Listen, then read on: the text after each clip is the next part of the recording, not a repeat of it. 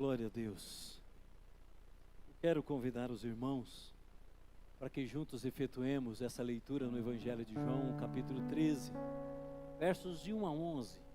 No nome do Senhor Jesus, o texto que narra a última Páscoa do Senhor Jesus com seus discípulos. Vamos efetuar esta leitura. Ora, antes da festa da Páscoa, sabendo Jesus que era chegada a sua hora de passar deste mundo para o Pai, tendo amado os seus que estavam no mundo, amou-os até o fim. Durante a ceia, tendo já o diabo posto no coração de Judas Iscariotes, filho de Simão, que traísse a Jesus, sabendo este que o Pai tudo confiara em suas mãos, e que ele viera de Deus e voltava para Deus, levantou-se da ceia, tirou a vestimenta de cima, e tomando a toalha, cingiu-se com ela. Depois deitou água na bacia, e passou a lavar os pés aos discípulos, e a enxugar-los com a toalha com que estava cingido. Aproximou-se, pois, de Simão Pedro, e este lhe disse: Senhor, tu me lavas os pés a mim? Respondeu-lhe Jesus: O que eu faço não sabes agora, compreendê-lo-ás depois. Disse-lhe Pedro: Nunca me lavarás os pés. Respondeu-lhe Jesus: Se eu não te lavar, não tens parte comigo. Então Pedro lhe pediu: Senhor, não somente os pés, mas também as mãos e a cabeça. Declarou-lhe Jesus: Quem já se banhou, não necessita de lavar senão os pés. Quanto ao mais, está todo limpo. Ora, vós já estáis limpos, mas não todos. Pois ele sabia quem era o traidor.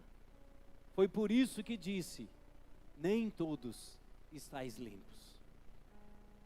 Pai, que o teu nome seja glorificado, que os céus se rendam à tua presença, e toda a terra seja abalada ao som da tua voz.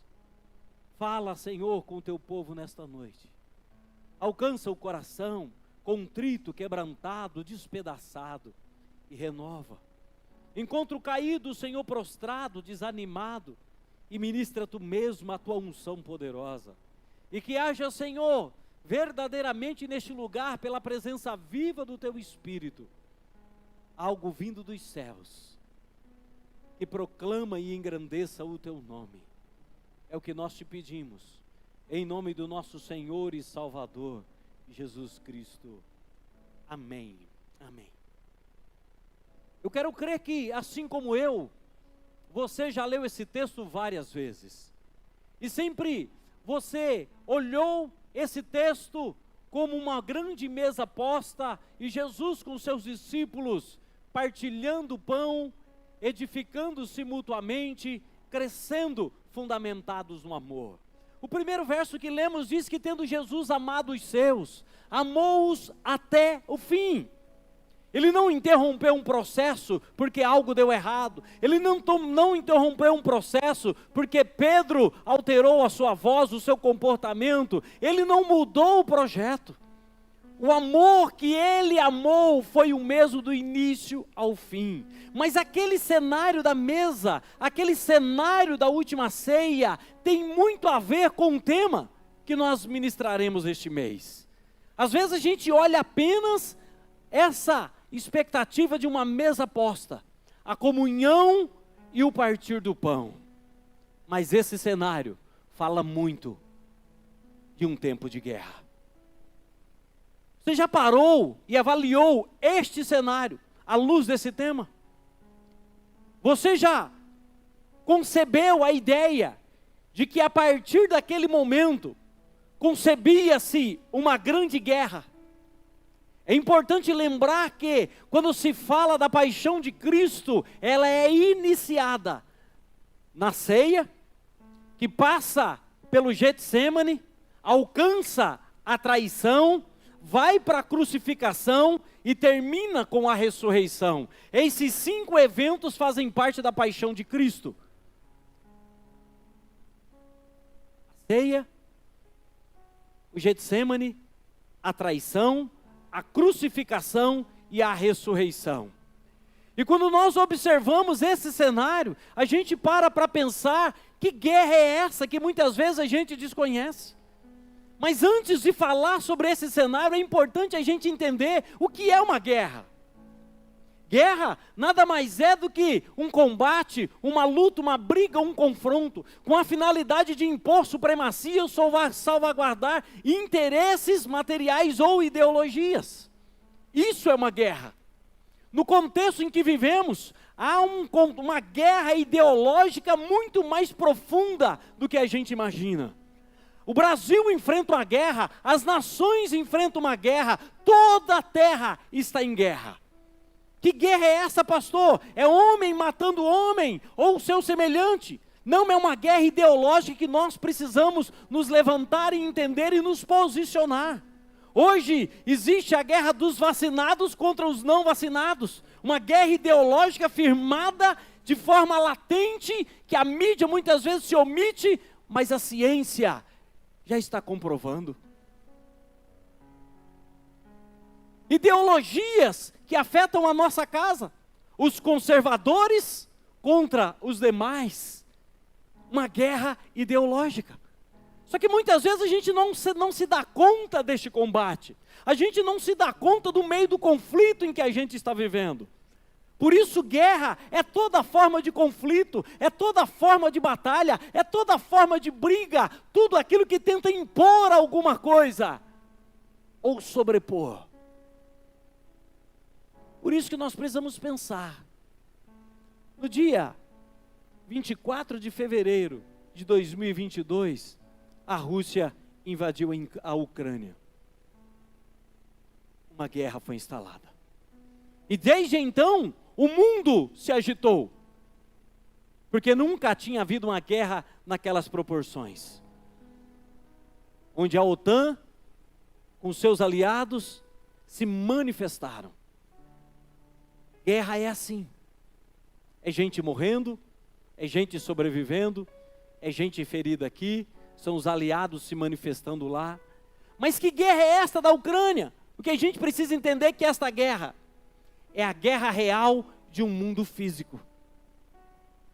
Temos as nossas guerras físicas, temos as nossas guerras que nós precisamos nos levantar e defender, nos movimentar, é a guerra no físico. Mas quando a gente olha o cenário de guerra, nós precisamos entender também que existe a guerra no mundo espiritual. E o tempo de guerra que nós vivemos, quando travamos no campo ideológico, é muito mais espiritual do que tudo. Mas como discernir as duas coisas? Tem um texto bíblico que fala exatamente sobre essa realidade. O texto em que Eliseu e Geazi, lá em 1º livro de Reis, capítulo 6, os sírios vêm e cercam a cidade. O moço levanta de manhã, olha para Eliseu e diz: Senhor, a cidade está cercada. E Eliseu diz: calma, você está nervoso. Ele usa a expressão: não temas, porque mais são os que estão conosco do que estão com eles. E orou Eliseu e disse: Senhor, peço-te que abra os olhos para que veja. O Senhor abriu os olhos do moço, e ele viu que o monte estava cheio de cavalos e carros de fogo ao redor de Eliseu. O moço só viu esse exército, a guerra física. Ele só viu guerreiros humanos, cavalos de carne. Mas havia uma outra batalha espiritual se travando no mesmo contexto. Por isso que a palavra bíblica diz: ele viu carros e cavalos de fogo. Como discernir essas duas batalhas? Como discernir quando é uma guerra física e como discernir quando é uma guerra espiritual? Qual é o meu papel? Qual é o papel da igreja? É por isso que nós precisamos estar muito bem aliados com o Senhor. A gente precisa entender que esse moço era Geazi, um discípulo do profeta. Um moço que já havia experimentado grandes coisas, mas até então estava com seus olhos tapados para não compreender. Será que você consegue discernir as guerras? Já teve alguns momentos da nossa casa, que a nossa casa é normal como qualquer uma outra, os nossos filhos brigam. E teve alguns momentos em que a minha esposa, enquanto eu estava trabalhando, ela sozinha, as crianças menores, e o pau fechava na sala. E quantas vezes ela parou com vontade de ir lá, com a cinta na mão, e surrar todo mundo. E de repente vinha o discernimento, isso não é físico, é espiritual.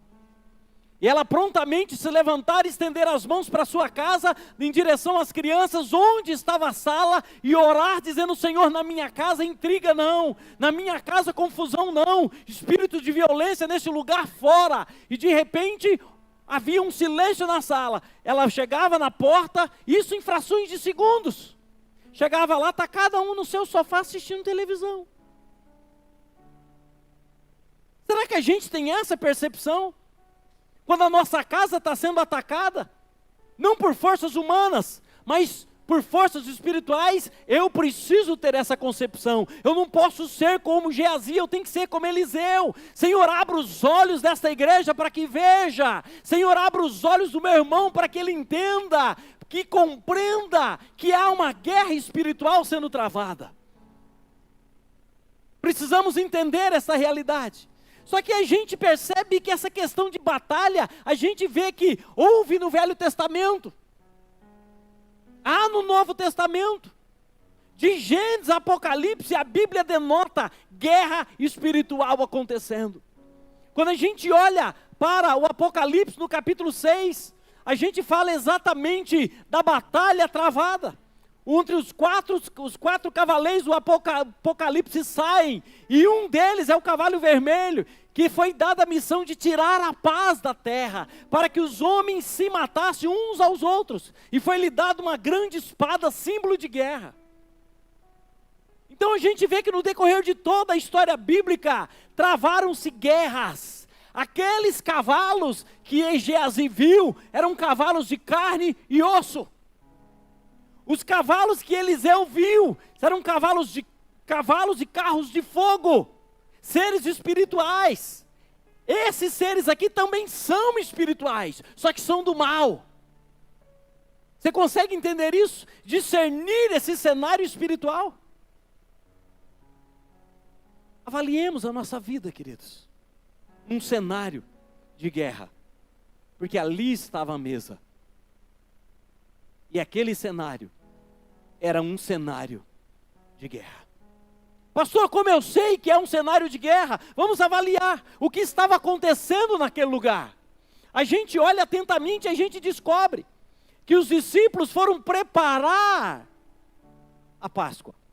Para preparar a Páscoa num cenáculo. E aquele cenáculo era um lugar espaçoso. O cenáculo é todo lugar elevado acima do nível do solo. Todo lugar é classificado. E a Bíblia diz que ali se deu a última ceia. Ali foi o cenáculo, ali foi o cenário da guerra.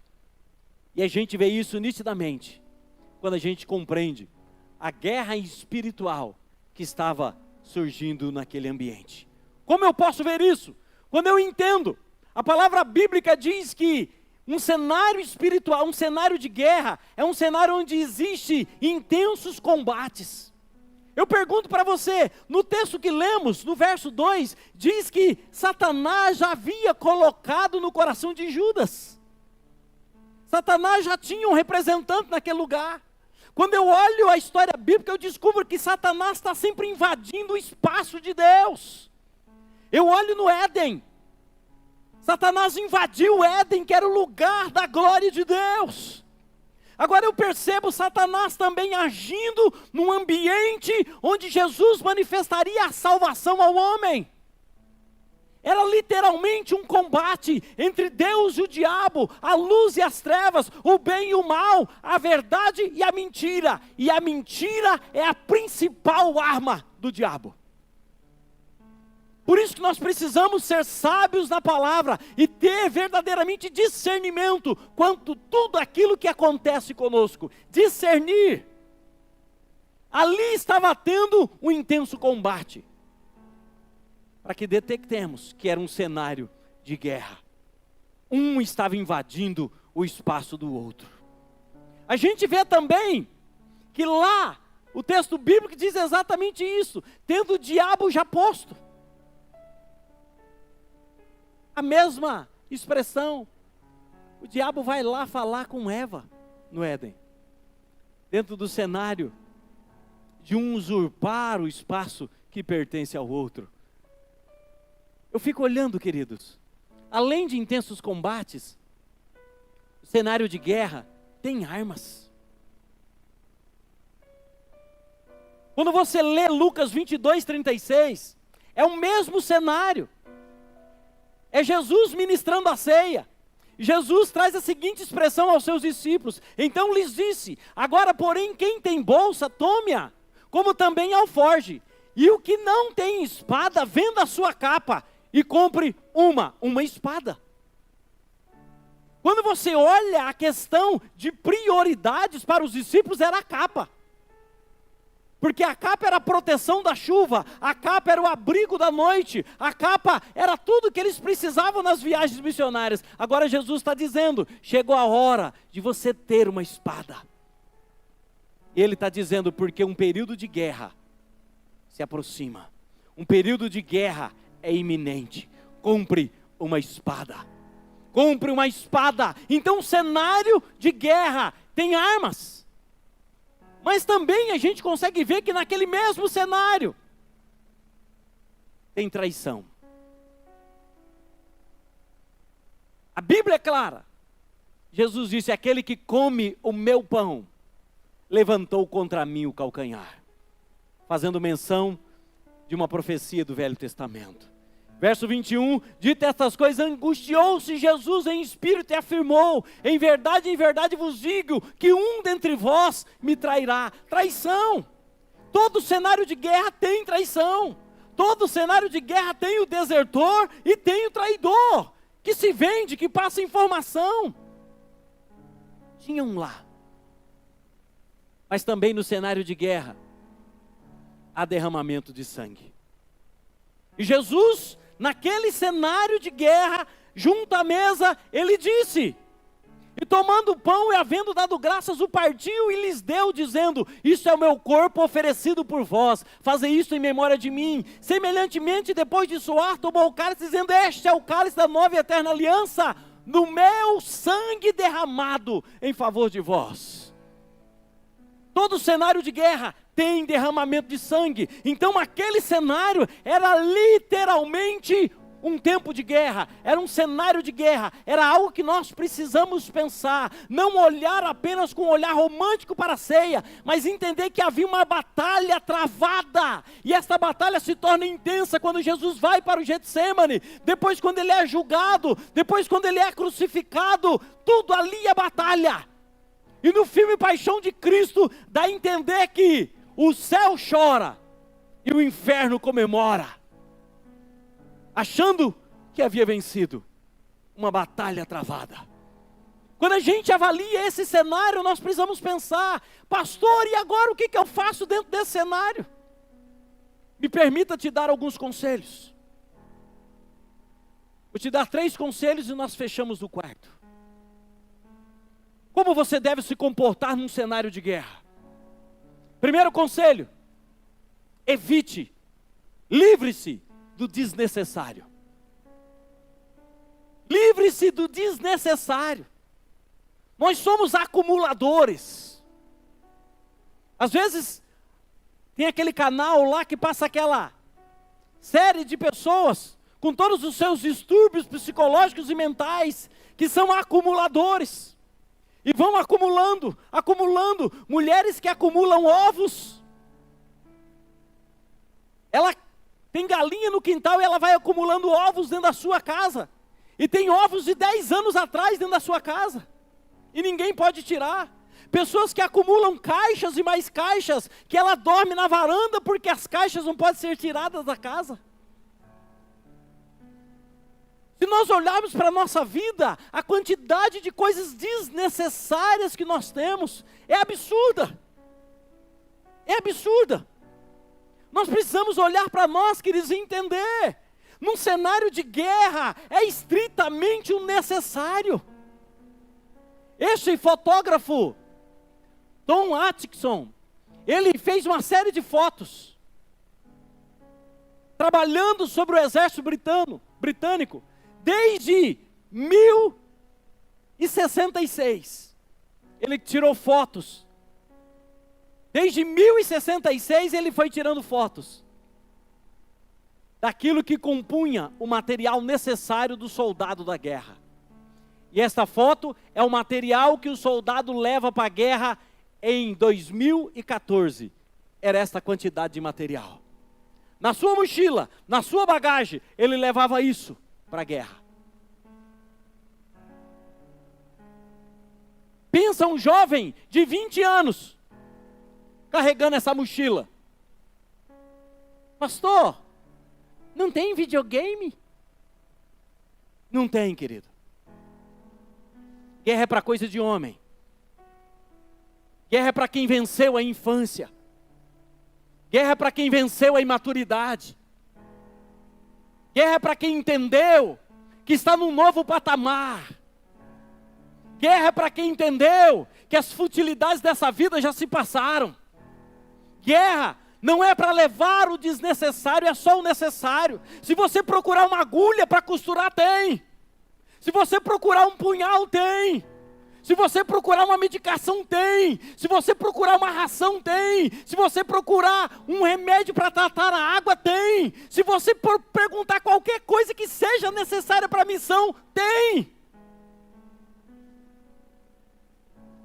Porque eles não estão do lazer, eles não estão no piquenique, eles estão em guerra. E guerra se leva o necessário.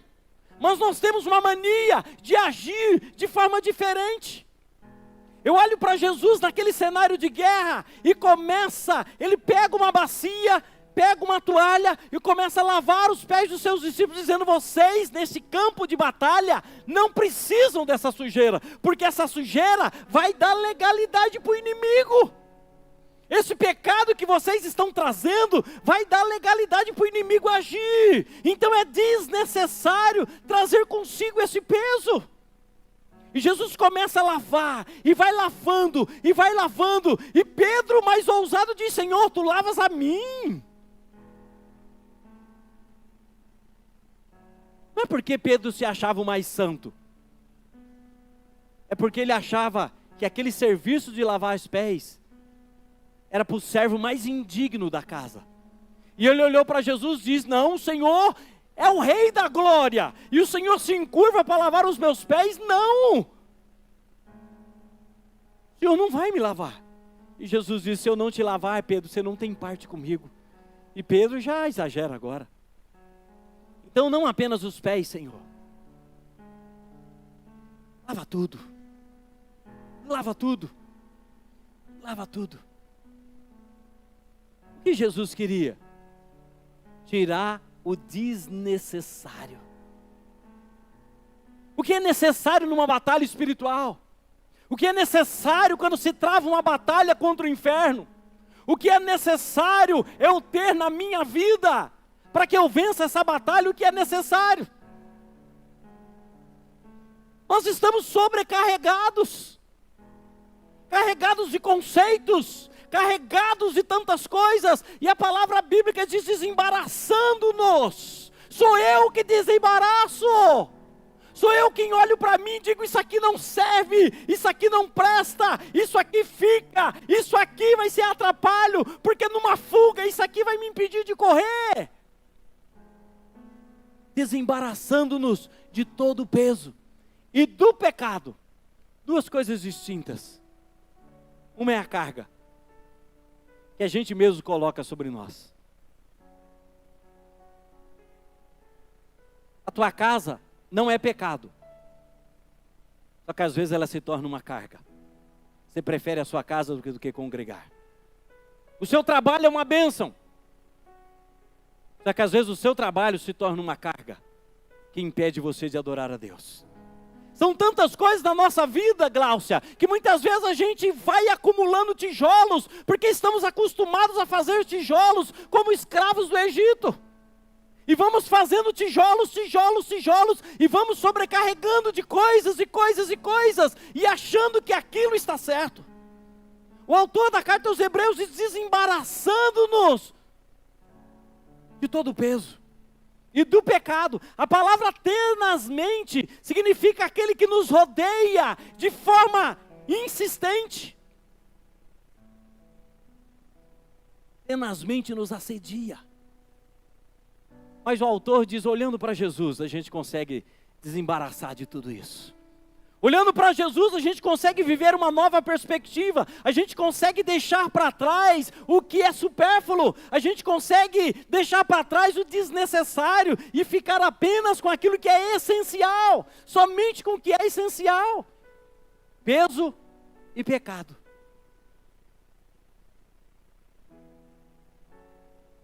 O diabo veio e reinou no reinado de Davi por causa do seu pecado com Batseba. Não foi? Capítulo 12.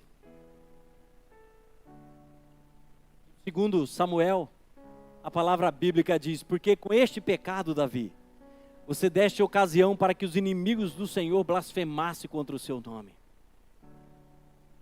O resultado: o inimigo se irandou. O inimigo com este ato cobrou 4 vezes mais, que o próprio profeta Natan disse: 4 vezes mais lhe será cobrado. E ele perdeu 4 filhos dentro desse cenário. Sabe por quê? Porque ele foi para a batalha, ele foi para a guerra, sem se purificar, sem ser lavado os pés, sem ser lavado a mão. Ele foi para a guerra trazendo sobre si todo o peso e todo o pecado, enquanto tudo aquilo era desnecessário. O pecado na batalha é desnecessário, por isso que o grande desafio nosso é entender. Quando eu olho a expressão da mulher de Ló, o anjo diz: livra-te, salva a tua vida, e não olhes para trás, e nem pares em toda a campina, foge para o monte, para que não pereças. Livra-te, quer dizer, se livre de Sodoma, se livre de Gomorra, se livre dessa vida, se livre desse ambiente, e não olhes para trás. Vem um autor do Evangelho de Lucas, o próprio Lucas, e ele escreve: aquele que lança a mão no arado e olha para trás, não é apto para o reino de Deus. Não é apto, porque está sempre olhando para trás. O combatente, ele está olhando para frente, ele está encarando o inimigo, ele está vendo de onde pode vir as ameaças, e está atento. Ele não está perdido com interesses para trás. Se ele está vindo de lá, é porque o inimigo aqui já foi derrotado. Agora aquele que está na sua vanguarda ainda não. Ele tem que estar atento, olhando para frente o tempo todo, porque nós somos chamados para avançar intermitentemente. Por isso, Jesus vem e diz: vamos tirar o que é desnecessário.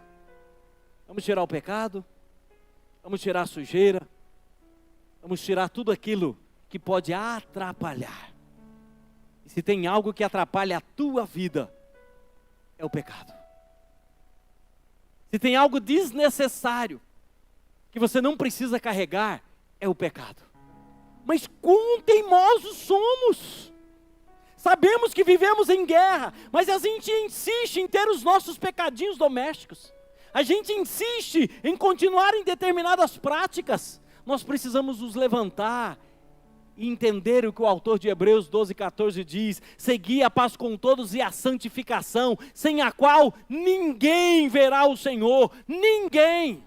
É exatamente isso. Ou seja, o que é necessário é a santidade, o que é necessário é a purificação, o que é necessário é ser lavado pelo sangue de Cristo, o que é necessário é ser renovado nele e somente nele.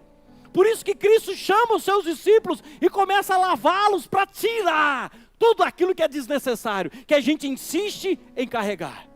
Num cenário de guerra, evite o desnecessário, evite o pecado, evite dar legalidade para o seu inimigo. Amém? Segunda verdade: no cenário de guerra, cuide dos outros, cuide do seu parceiro, cuide do seu companheiro, cuide daquele que está à sua direita, na sua esquerda, na sua direita, cuide. E a gente peca tanto nisso.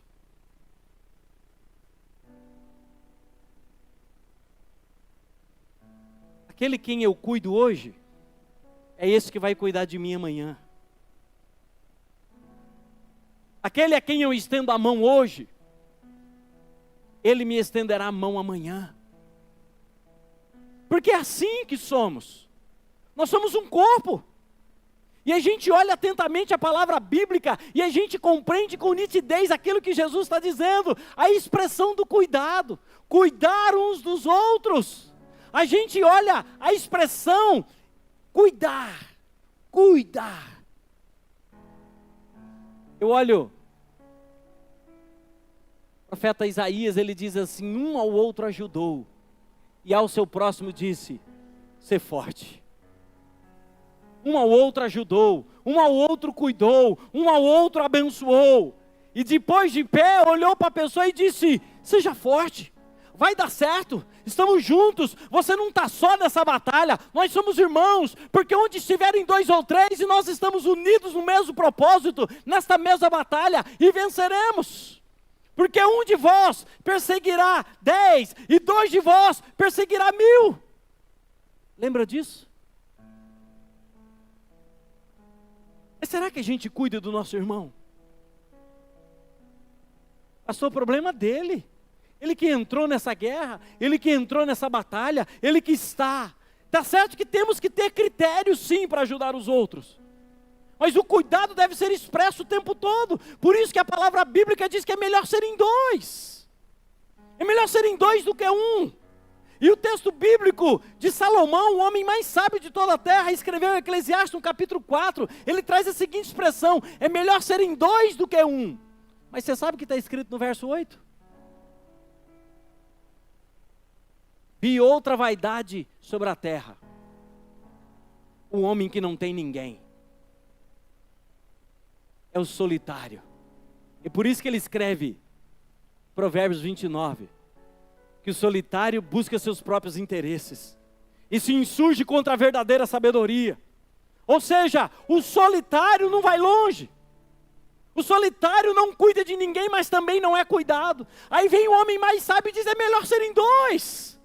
Para com essa vaidade de querer viver sozinho. Para com essa vaidade de querer ser o autossuficiente. Você precisa de alguém. É melhor serem 2 do que 1. Por quê?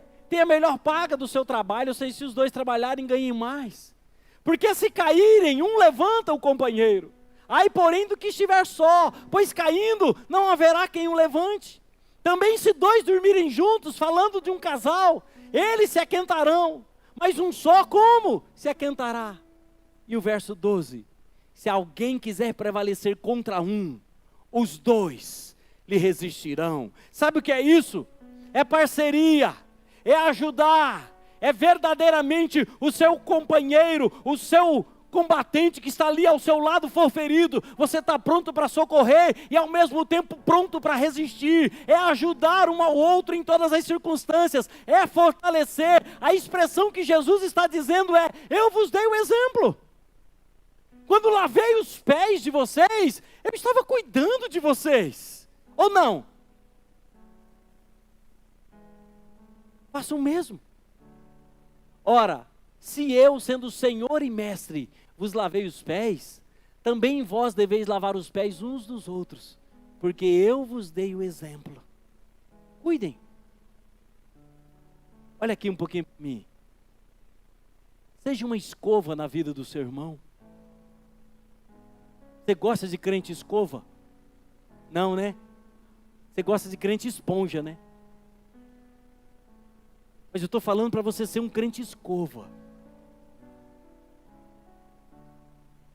Aquele que insiste em arrancar as sujeiras mais profundas da sua vida. É aquele que pega no teu pé. É aquele que te repreende. É aquele que fala as verdades que você precisa ouvir. Não aquilo que você quer ouvir, mas aquilo que você precisa ouvir. Crente escova. No cuidado. No zelo, na santificação, na exortação, também no elogio, também no abraço, também na palavra de edificação, tudo isso faz parte do cuidado. Lave os pés uns dos outros. Aí no verso 34, Jesus diz: e eu vos dei um novo mandamento, que vos ameis uns aos outros. Ou seja, ele está mandando, amem uns aos outros, assim como eu vos amei. Que também vos ameis uns aos outros. Ele está dizendo, olhem para o meu amor. E à medida que eu amo vocês, amem uns aos outros. Cuidado. Essa campanha da diaconia é uma expressão clara. Se arregaçaremos as mangas para cuidar dos outros, ou fingiremos que não é conosco. É um exemplo claro de que o reino de Deus nos chama não apenas para ser espectadores, mas para arregaçar as mangas e ir para a luta.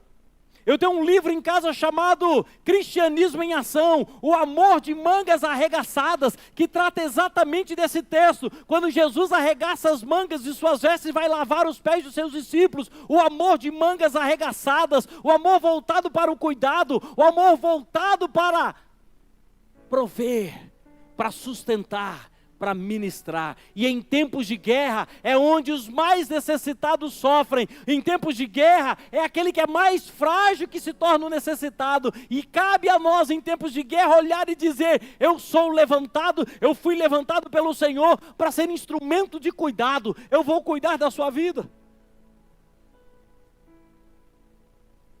Pastor, mas eu não tenho nada. Você que pensa.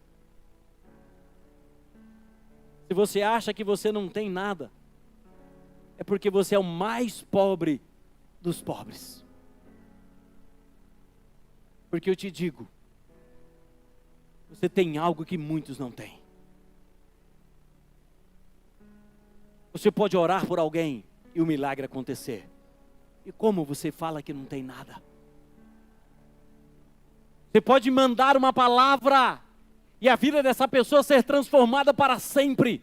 Como você não pode fazer nada? Você pode orar, pode abençoar, pode abraçar, pode chorar, porque a Bíblia diz, alegrai-vos com os que se alegram, mas chorai com os que choram. Isso é cuidado.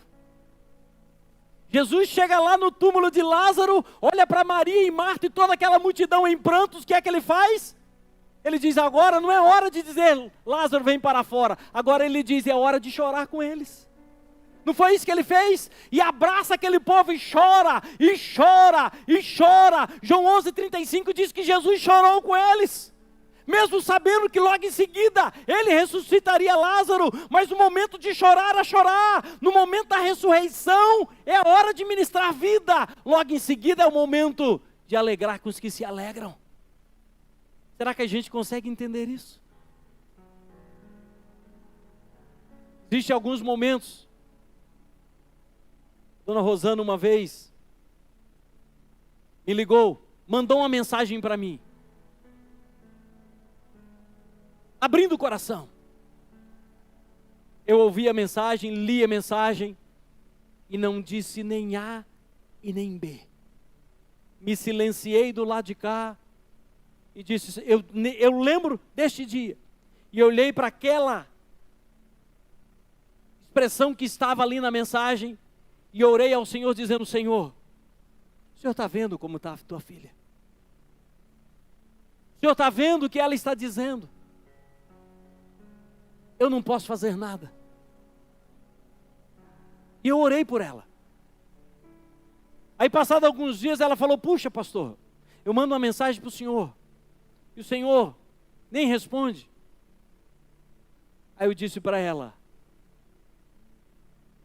palavras vazias não consolam. Nesse momento, é preferível eu retroceder e simplesmente clamar aquele que fala o coração. Sabe o que ela disse para mim? E foi exatamente isso que aconteceu. Como eu não posso fazer nada? Mas eu tenho um Deus que pode. A minha palavra, o máximo que vai chegar aos seus ouvidos, você vai sentir um consolo momentâneo. nós precisamos fazer é entender que eu posso cuidar de alguém, eu posso abençoar a vida de alguém, eu posso ser uma bênção na vida de alguém. A terceira conselho que eu te dou num cenário de guerra: cuidado com os infiltrados. Tira o S do cuidado, está de bom tamanho. Cuidado com os infiltrados. Deixa eu te dizer algo. O teu inimigo não é aquele que você odeia.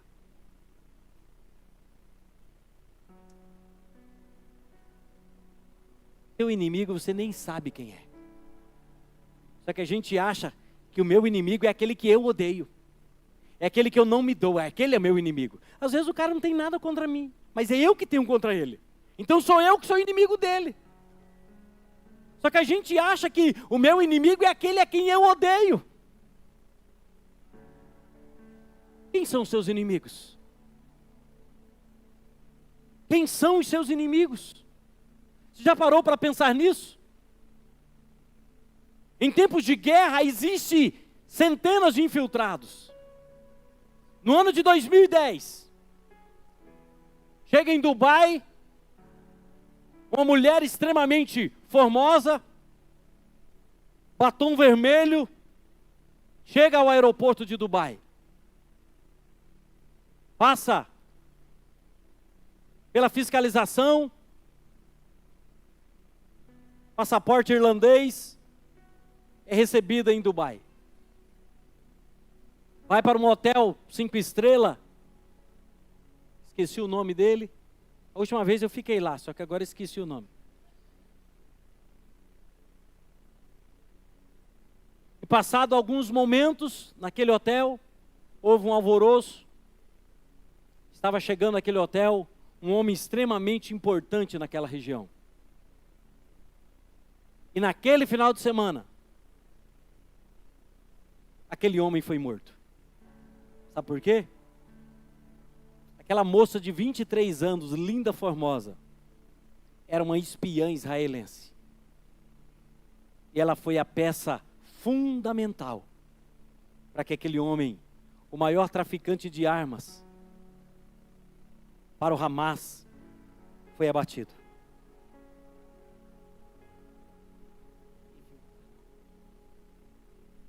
Aquele exército não sabia. Aquelas pessoas não sabiam. Você sabe quem são os infiltrados na sua vida?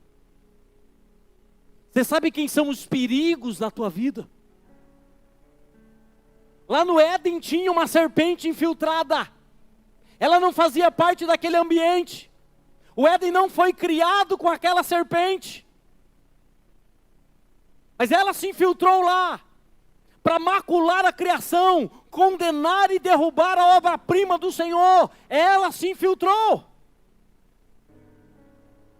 E a gente observa com nitidez aquilo que aconteceu na ceia. Lá estava o filho da perdição infiltrado entre os 12. Quem você é? Eu sou discípulo de Jesus. Um dia você era apóstolo. Quem você é? Eu sou o seguidor de Jesus. Eu sou de tanta confiança que ele me confiou a tesouraria do seu ministério. Eu sou. Judas foi um outro infiltrado. Só que a Bíblia diz que lá estava Satanás presente. Na vida de Judas, Satanás estava governando. O verso 2 diz isso, o verso 27 diz isso, exatamente essa expressão. E a gente olha todo esse cenário. Quem estava lá? Judas no coração, o diabo no coração de Judas. Quem estava lá? O próprio Satanás, que havia entrado em Judas, naquela mesa de ceia. Mas quando a gente começa a olhar o cenário bíblico, a gente vê algo mais acontecendo. Outros exemplos de infiltrados. A Bíblia diz até então que Aitofel era um homem de confiança de Davi. até que Absalão se levanta. E ele conspira contra Davi a favor de Absalão. Ele se torna um infiltrado do reino. E a palavra bíblica diz, Aitofel, então fizeram saber a Davi, dizendo, Aitofel está entre os que conspiraram com Absalão. Pelo que disse Davi, ó Senhor, peço que transtorne em loucuras o conselho de Aitofel. Sabe por quê? Aitofel era conselheiro de Davi. Infiltrados. E nós crentes temos uma mania de colher informações de qualquer um. Aí eu gosto do fulano, gosto do que ele fala, e vai ouvir ele. De que time que ele joga? Jesus chama os seus discípulos, João e Tiago, e diz, olha, vão lá em Samaria e prepara um lugar para mim. Aí os discípulos sobem, Lucas 9. Aí chega lá, os samaritanos não recebem os discípulos bem. Aí chega Jesus, os discípulos olham para Jesus e dizem assim, Senhor, queres que clamemos fogo do céu para que consuma esses samaritanos? Sabe o que Jesus responde para eles? Vocês precisam decidir de que espírito sois. De que lado você está? De que lado você está? Então Aitofel era um infiltrado, jogando contra o patrimônio, jogando contra a nação de Israel, jogando contra o rei. E a gente vê a expressão clara do livro de Jó. Jó capítulo 1, verso 6 diz, num dia em que os filhos de Deus vieram apresentar-se perante o Senhor, veio também Satanás entre eles. Entre os filhos de Deus, quem estava lá? Satanás. A igreja vai se reunir para uma grande celebração. Quem está lá? Queridos, tem dia que eu tenho medo de entrar aqui.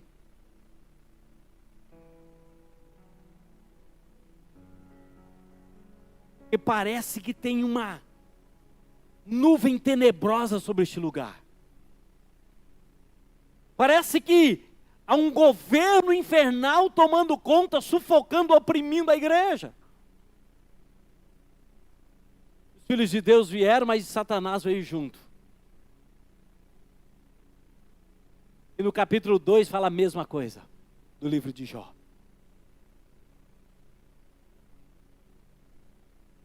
Quem são os infiltrados na sua vida? Quero deixar claro para vocês que Jesus sabia. Mas eles sempre foram infiltrados. Pedro não sabia quem era Judas. João não sabia quem era Judas. Não é à toa que na traição eles começam a perguntar, Senhor, mas quem será? Sou eu? Presta atenção. Aquele infiltrado era tão infiltrado que aqueles que caminhavam com eles não sabiam quem era. Somente Jesus. Que aos olhos de Jesus nada passa despercebido. Nem o seu comportamento, nem o seu vocabulário, nem as suas escolhas, nada passa despercebido. Fica olhando, queridos.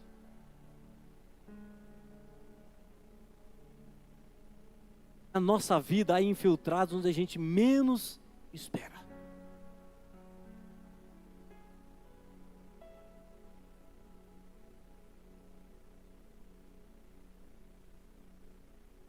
Hebreus 13 fala do leito sem mácula. É possível? É possível. Desde que você tenha um casamento santificado, uma vida conjugal honrada, viva os princípios do Senhor. Só que às vezes é assim, o seu leito. Pastor, mas eu nunca pratiquei. Mas está tudo aqui na sua mente. Você não foi transformado, você vive em abstinência. Lembra disso? Está tudo aqui na sua mente. Você deita na cabeça, deita no travesseiro e a sua cabeça ferve com tamanhos pensamentos no decorrer do dia, ou do decorrer de uma década, ou da sua vida. Há infiltrados da nossa vida onde a gente menos espera. Há infiltrados das nossas finanças. Há infiltrados da nossa saúde. Há infiltrados do nosso casamento. Há infiltrados das nossas emoções. Eu fico olhando a expressão de 1 Crônicas 21:1. E levantou-se Satanás contra Israel e incitou Davi. Presta atenção. incitou Davi. Satanás se infiltrou nos seus pensamentos, nas suas ideias, no seu planejamento estratégico. Eu vou descer para Jerusalém, eles me perseguirão, me crucificarão, e eu vou morrer em Jerusalém. Não vai mesmo. O senhor não vai descer para Jerusalém, e olha aqui, Jesus, eu estou te ordenando, o senhor não vai descer para Jerusalém. Quem é esse? Mas quem era esse Pedro, de Mateus 16? No verso 18 ele diz: tu és o Cristo, Filho do Deus vivo, o Salvador do mundo, o Senhor dos senhores, o Rei das nações é o Senhor, nada pode deter. E Jesus disse: é verdade, e as portas do inferno também não prevalecerão contra a igreja. Aí passa alguns versos. Quem está ali infiltrado na vida de Pedro? O senhor não vai descer para Jerusalém, eu não vou deixar. Jesus diz o que para Pedro? Arreda-te, Satanás, para de trás de mim. Arreda-te. Pedro, você não está cogitando as coisas dos céus, você está cogitando as coisas dos homens. E os homens são influenciáveis, porque eles têm infiltrados da vida no coração. Onde estão os infiltrados na sua vida? Pastor, eu desfruto de uma paz. Suas feridas foram curadas? Só tem uma crosta por cima. As suas mazelas foram removidas? Ou você se acostumou com elas e vive esta paz? Lembra a expressão de Provérbios 1:31? A falsa impressão de bem-estar os leva à destruição. Em tempos de guerra, queridos, cuidemos daqueles que são infiltrados, e a gente nem sabe quem é. Lembra do rei Josias? E também da época de Neemias? Alguém chega para ele e diz assim: vamos nos esconder lá no templo, porque lá ninguém vai vir contra você. E Neemias diz: um homem como eu fugiria. E depois ele fica sabendo que aquele homem estava sendo pago porque ele havia se aparentado com Sanbalate e Tobias, e queria descredenciar Neemias na frente do povo. Um infiltrado. Pare de ouvir determinadas pessoas. Pare de andar com determinadas pessoas. Tenha sensibilidade à voz de Deus. E pergunte, seja sensato, seja sensata, em todo o tempo da sua vida. Senhor, isso que eu vou falar edifica, essas minhas vestes edificam, a minha postura edifica. Senhor, o que eu faço com a minha vida, com esse meu jeitão de ser?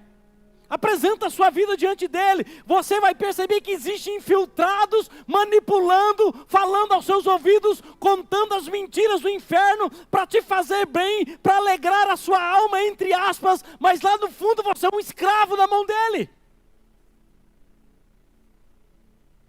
Homens e mulheres que vivem uma lascívia sem igual, por causa de infiltrados. Mulheres que vivem uma sensualidade à flor da pele, simplesmente por causa de infiltrados. Ela pode pôr uma bermuda no joelho, que ainda assim ela se torna sensual, por causa de infiltrados, porque não é a roupa, é a pessoa, é a alma que está impregnada dos infiltrados. Existe algo ali fora de lugar, existe algo ali que está sendo manipulado, existe algo ali que se torna sedutor demais, existe algo ali que precisa ser ajustado pelo Espírito do Senhor. Infiltrados, pessoas que não conseguem se portar com decência, infiltrados.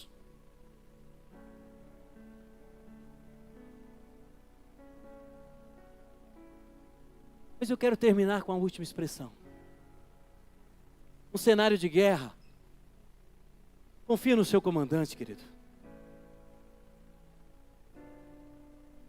Um um cenário de guerra, confia no seu comandante. A pior coisa que tem é um exército que não tem comandante.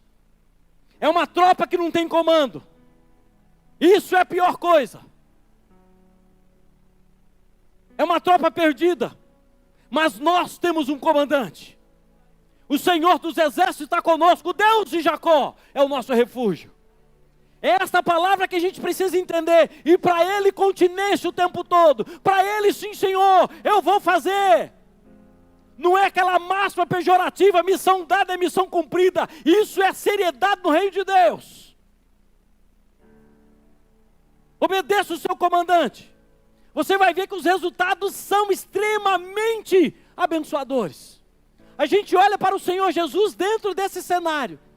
E a gente observa que os discípulos estão ouvindo sem saber o que está acontecendo. O próprio Jesus diz: Pedro, o que eu faço agora você não entende, mas amanhã você vai entender. Tem muita coisa que nós estamos entendendo hoje, aquilo que aconteceu há 2000 anos atrás.